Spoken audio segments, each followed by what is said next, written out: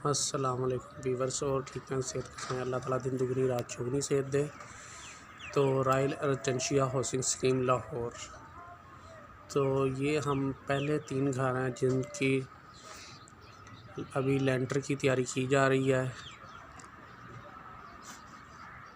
सरिया बांधा जा रहा है, ये सरिया बांध रहे हैं अभी। तो ये अभी इलेक्ट्रिशियन भाई जा रहे हैं, तो वो ऊपर पैप लेके आए इलेक्ट्रिशियन भाई, वो भी अपना पैप बांधेंगे। अभी सरिया बांधा जा रहा है।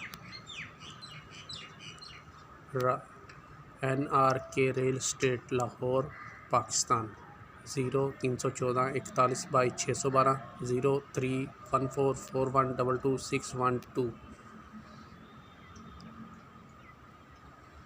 शटरिंग मिलनी आजकल मुश्किल हुई है, काम बहुत ज़्यादा हो रहे हैं, उसकी वजह से काम लेट हुआ है।